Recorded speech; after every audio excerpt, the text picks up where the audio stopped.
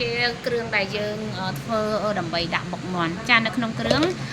មានគល់ស្លឹកគ្រៃមានស្លឹកក្រូចសើចខ្ទឹមសខ្ទឹមទៀត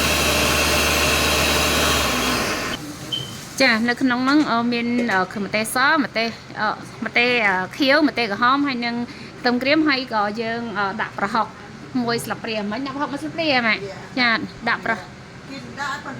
ចាអញ្ចឹងក្នុងហ្នឹងដើម្បីឲ្យយកជាតិឬមួយក៏ឈ្ងុយល្អគឺថាខាងយើងអាស៊ីយើងគឺចូលចិត្តញ៉ាំប្រហុកអញ្ចឹងហើយយើងមិនដែរចោលទេប្រហុកហើយនឹងកាពិហ្នឹងតាមចំណង់ចំណូលចិត្តទេបងប្អូនអ្នកខ្លះគាត់អត់ចូលចិត្តញ៉ាំទេអញ្ចឹងបើសិនជាអត់ចូលចិត្តក៏មិនបាច់ចាំដាក់ក៏បានដែរចានៅក្នុងសាច់មាន់ដែលយើងបានបកយកឆ្អឹងចេញនេះគឺយើងប្រឡាក់តែអំបិលបន្តិចចូលក្នុងហ្នឹងដើម្បីយកជាតិវាចានេះគឺជាសាច់មាន់ដែលយើងបកដើម្បីធ្វើបុកមាន់នេះគឺថាយើងបន្លាក់អំបិលតិចតិចហើយយើងទុកវាមួយអន្លើសិនដើម្បីឲ្យអំបិលហ្នឹងចូលជាតិសាច់មាន់បានក្នុងកំឡុងពេលដែលយើងបន្លាក់សាច់មាន់ទុកគឺយើងចាប់ផ្ដើមមកមើលគ្រឿងយើងចាប់ផ្ដើមរៀបចំគ្រឿងដើម្បីធ្វើ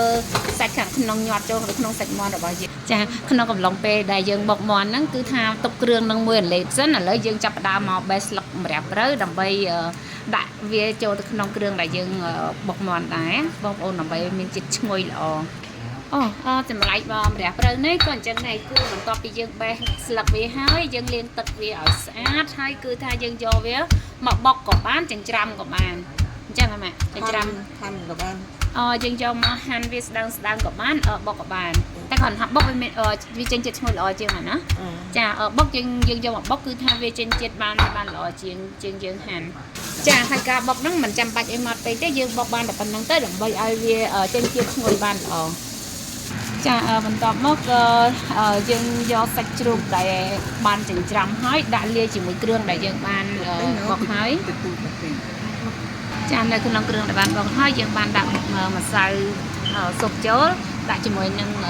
អំបិលខ្នុរចូលចាបន្ទាប់មកក៏លាយដាក់ម្រះព្រៅជ្រុលហើយលាយជ្រុំច្របាច់គ្រឿងទាំងអស់នេះចូលគ្នាឲ្យសព្វគ្រឿងបានល្អចាបន្ទាប់ពីលាយ